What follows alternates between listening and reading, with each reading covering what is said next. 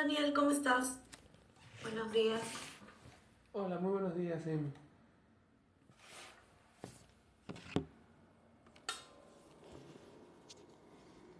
Vamos a esperar a alguien más de su lado. Sí, a Jorge de la Cruz. A ver, me das un Ya, momento, se debe buenísimo. estar conectando. Sí, sí, no hay ningún problema.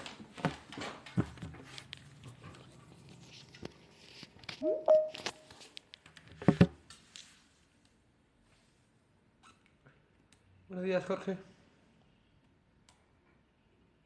Hola, buenos días. Hola Jorge, ¿qué tal? ¿Cómo estás? Bien, Emi, ¿cómo te va? Bien, bien de mi lado. ¿Cómo están ustedes? Bien, bien. Oye, discúlpame que no puedo prender la cámara, justo me agarraste en un tránsito así medio complejo, pero No, no te preocupes. Todo tranqui. ¿qué todo? ¿Cómo vas? Bien, ya un mes en la empresa. El mes pasado ha sido básicamente empaparme de las cosas y justamente en atención a ello, lo que habíamos identificado es esta necesidad de poder identificar idealmente un paso a paso de cómo atender el tema de emergencias ambientales, acciones de primera respuesta. Esto Ajá, porque hay muchas situaciones de emergencias vinculadas a pasivos dentro de los lotes. ok.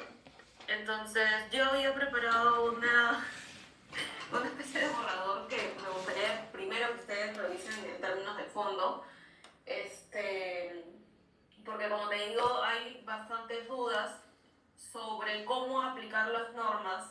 Eh, te comento, ¿no? Pasa mucho que me dicen, mira, se ha activado una emergencia por afloramiento de crudo en este pasivo. Entonces, la primera pregunta que nosotros recibimos como legales, ¿reporto o no reporto? Porque es un pasivo, yo no he tocado ese pozo en absoluto, no lo he generado en el marco del contrato que se tiene vigente. Entonces ahí nuestra primera intervención es explicarles un poco lo que señala el reglamento de emergencias ambientales de la OEFA, que básicamente te dice, tú reportas todo lo que está dentro de tu unidad fiscalizable que tenga incidencia dentro de algún componente ambiental, y bueno, y para esto está el tema del estimador de riesgos ambientales, que en lo particular yo siento que siempre te vota emergencia ambiental reporta. Nunca he tenido un caso en el que te haya dicho, no, este caso es un incidente, no toca que lo convalides como emergencia ambiental. Bueno, y a partir de eso, sabemos que no solamente se activa un tema formal, es decir, en términos de reporte preliminar, reporte final, sino un tema de acciones de primera respuesta, y ahí es donde inicia otra segunda etapa de las consultas, cuestionamientos que se tienen sobre este aspecto cuando tenemos pasivos ambientales. Porque por un lado el reglamento te dice, si no me equivoco, en el caso de que se tengan responsables determinados, son estos los que tienen la responsabilidad de activar acciones de primera respuesta, versus lo que tienes en el reglamento ambiental del sector, en el que te dice que tú como titular de la operación tienes que activar las acciones de primera respuesta. Exacto. Entonces, la posición más conservadora que se ha venido adoptando es así tengas un responsable determinado, porque a ver, entre que lo contactas, el equipo supervisor de OEF hacia persona, de repente pueden tomar la posición de por qué no has activado nada si tú ya estás in situ. Ujú. Ese es un primer aspecto, ¿no? Por más que el reglamento especial, que es el de pasivos, te diga que cuando tengas un responsable determinado tiene que ser este último el que active las acciones de primera respuesta. Entonces, por ahí va la primera pregunta o análisis que me gustaría que me ayuden a aterrizar, ¿no? Si en este caso puntual de responsables determinados recae aún sobre la empresa activar acciones de primera respuesta. De acuerdo, de acuerdo. Eso aquí es para incorporarlo, me imagino, en el documento que tú has preparado, ¿no? Sí, sí, sí, sí.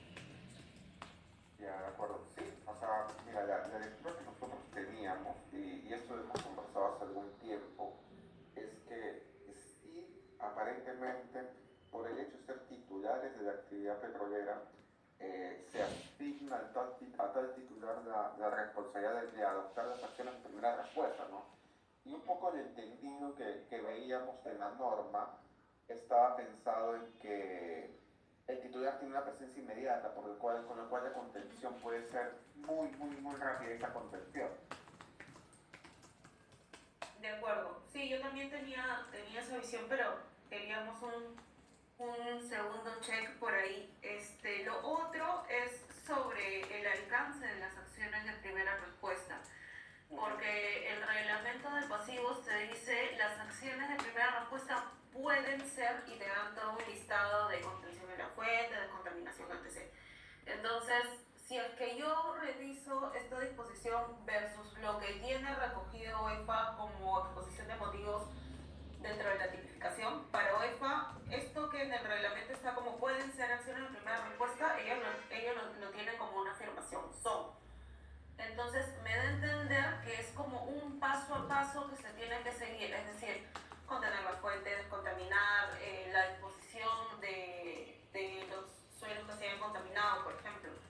No es un puede ser. Entonces, a mí me da a pensar de que OEFA, cuando valide este tema de primera respuesta, va a ser una especie de checklist de las acciones. Entonces, ese es el segundo aspecto que nos gustaría que puedan validar, ¿no? ¿Cuáles son las acciones de primera respuesta que ante un eventual reporte OEFA verificaría que se hayan ejecutado? De acuerdo, de acuerdo. O sea, ¿cuál es el proceso que sigue, ¿no? Sí. ¿Tiene que ser un secuencial o un...? O sea, más bien es una lista abierta, ¿no? Esta es un poco la duda que se tiene. Lo otro es, yo no he identificado casos aún por reporte de emergencia de pasivos, porque la tipificación es, entre comillas, reciente del 2023, entonces me imagino que recién se verían sancionadores hacia el otro año. No sé si de repente ustedes... Sí, no sé si ustedes hayan tenido algún caso. No, no tengo en mente, pero es algo que podemos buscar, ¿no? Al final del día, recuerda, las bases de datos de sancionados ambientales son públicas. Pudiésemos invertir algún tiempo a buscar y es que ya hay sanciones por este incumplimiento. Súper, sí, porque nos ayudaría a ver un poco cómo está analizando la autoridad este tipo de obligaciones. Y un último aspecto está vinculado al plan de rehabilitación, porque un poco lo que operaciones acá me dice, hasta qué punto yo me tengo que ser responsable de estas situaciones, emergencias que se generan en pasivos. Lo que yo les digo es que ellos no están asumiendo la responsabilidad por el pasivo, porque ahí entra la lógica del plan de abandono, que tiene que ser ordenada por el ministerio y etc. Más bien, el plan de rehabilitación está vinculado a contener o revertir efectos de la emergencia en sí que se haya suscitado. Entonces, sí, como que me gustaría que me ayuden a profundizar ese análisis de la diferencia entre bloque de abandono del pasivo y lo que es el plan de rehabilitación. Creo que eso sería, grosso modo, el alcance. Igual, Jorge, Daniel, si de repente, luego del análisis ustedes me dicen, Julia, cuéntame de repente los casos que se identificado en el último mes, les puedo detallar un poco qué es lo que hemos visto para que, en virtud de la realidad y los casos que se tienen en la empresa, de repente puedan aterrizarlo mejor. Ya, de acuerdo, de acuerdo. Sí, creo que la primera parte, como me estás planteando, creo que viene a ser lo mejor, ¿no? Hizo algo conceptual, sí, algo general, y de ahí vamos analizando un case caso por caso, porque si no, quizá nos terminamos desorientando un poco de lo general del caso por caso, ¿no? Entonces sí, creo que es la mejor forma de atacar esto. Al final del día, como está pensada la norma, es, oye, actúa el titular inmediatamente de que está presente, y de ahí repite contra el responsable del pasivo. Y ahí es donde creo que surge el problema, ¿no? Porque el responsable del pasivo determinados o indeterminados. Y el problema es que casi la mayoría son indeterminados.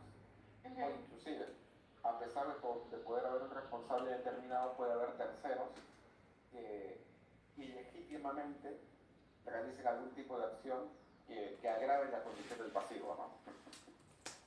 Jorge, una consulta, y en el caso de que sean responsables no determinados, lo que te señala el reglamento del PASH es que asume ahí la responsabilidad el ministerio. La responsabilidad del pasivo, sí. Y en ese caso, en el supuesto en el que la empresa estuviera accionando primera respuesta, ¿contra quién tocaría repetir? ¿Contra el sector? ¿Contra el Estado? Lo que sucede es que, a ver, creo que la posibilidad de repetir está contemplada contra el responsable del pasivo, ¿no? Y creo que la norma, cuando no se identifica un responsable, no se asigna responsabilidad al Estado. O sea, la norma que el Estado no es el responsable del pasivo. El Estado es quien asume la obligación de remediar. Hace una diferencia, no le asigna la responsabilidad, pero asume la función de remediar. Y creo que eso va de la mano para intentar evitar que se le traslade la responsabilidad de estas acciones, por ejemplo. O sea, bien, el Estado no es el responsable, él no tiene que asumir ningún tipo de indemnización o compensación, pero bueno, como quiera que no es responsable, el Estado asume la remediación, nada más. Entiendo. Nuevamente diferenciando el bloque de lo que es primera respuesta y remediación, ¿no? Exactamente, se van diferenciando los distintos conceptos. Sí. ¿Esto tú crees que también podemos incluirlo, el tema de repetir los gastos? Sí, correcto, ¿no? Yo creo que eso es algo por incluir tipo una fase previa del documento que tú dices tipo definiciones o cuestiones preliminares, porque también alguien puede confundir que tú eres responsable de cualquier cosa que se suscite en el lote. Digamos, alguien mañana aparece con un grupo de generación térmica y hace un derrame de hidrocarburos. Eso no es un pasivo de combustibilidad, es una actividad ilegítima de alguien más. O alguien hace una tala de árboles, ahí deja los residuos de los árboles talados. Eso no es un pasivo ambiental, no está vinculado al pasivo ambiental. Correcto, pero por ejemplo, siguiendo el ejemplo que me dices, ese tipo de hechos sí estarían en el marco del reglamento ambiental del sector y tocaría que se reporten o al menos pasen por un estimador de riesgos. Exactamente. Habría que hacer esa evaluación para estimar el riesgo, cuál es la exposición que tienes en estos casos. Pero no calificaría como una emergencia ambiental del pasivo, ¿no? Generado por el pasivo, pero en particular. Ya, perfecto, perfecto. Lo otro también aprovecho en preguntarles si ustedes también tienen esta impresión de que todo lo que entra por el ERA califica como emergencia ambiental.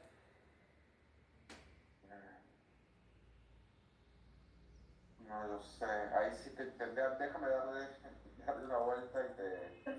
Es muy difícil, o sea, acá entre nos, a veces los ingenieros se sienten un poco frustrados porque me dicen todo, o sea, yo entiendo la razón de poner la norma que es reportada, entiendo también el sentido de este aplicativo que en teoría es filtrar situaciones, pero lo que ellos me dicen es, Julia, absolutamente todo lo que yo paso, incluso por mínimo que sea, me arroja una emergencia ambiental y a la larga a mí me genera un grupo de responsabilidades adicionales porque tengo que presentar primero los reportes, el tema de acciones de primeras respuestas, me expongo a que OEFA me supervise, etc. Entonces, acá entre nos, yo no les puedo decir como que los entiendo, tampoco les puedo dar puntos vacíos de decirles, en este caso sí podrías no reportar, porque la norma es clara, ¿no? La norma es reporta todo y para eso tienes un estimador que va a filtrar, pero yo en la práctica siento que no filtra nada. Claro, claro, pero bueno, y una vez que comiences a generar una excepción, vas a tener un problema de múltiples excepciones. Exacto, sí. Por eso se trata acá entre nos. Un poco sí los entiendo, pero tampoco les puedo decir, no, como que no, en este caso no puedes, no, o sea, puedes excluirte, ¿no? Revisamos a ver quizás si hay por ahí algo que les pueda dar mayor tranquilidad, porque a ver, en el pensamiento Sí. debería ser, lo que vas reportando no todo va a calificar como emergencia ambiental, no todo debería calificar como tal. Sí, por ejemplo, yo vengo de un estudio de abogados y ahí teníamos un cliente grande que ellos habían identificado el mismo problema y habían hecho una especie de PPT de supuestos, básicamente brindándole la herramienta operaciones para que analicen la incidencia o no de determinado evento en algún componente ambiental. Entonces, uno de los puntos que ellos habían considerado era si es que había existido un derrame y este derrame no había tenido contacto con componentes suelo, porque imaginemos, el suelo está impermeabilizado, no correspondía ni siquiera pasar por el ERA. No, esto bajo la definición de que tiene que existir algún tipo de impacto o incidencia en algún componente, ¿no? Entonces, no sé, solamente para que le puedan dar vuelta al asunto. Ya, de acuerdo, está bien. Y eso sería por mi lado. Listo, terminó. Nos queda clara la necesidad. Pregunta, tiempo. ¿Cuál es tu expectativa para que podamos alcanzar una respuesta? ¿Una semana? De acuerdo. ¿Les De funciona? acuerdo. Sí, está bien. ¿No funciona? Sí, ya. No Sí. funciona, no funciona. Sí, igual si es que por ahí hay consultas o cosas que podemos ir afinando en la semana, me pasen la voz. Perfecto, así será. Ya, estamos en contacto. Buenísimo. Listo, Emi. Les agradezco un Muchísimas montón. Un gusto. Gracias. Gracias, Chao. Emi. Chao. Hasta luego.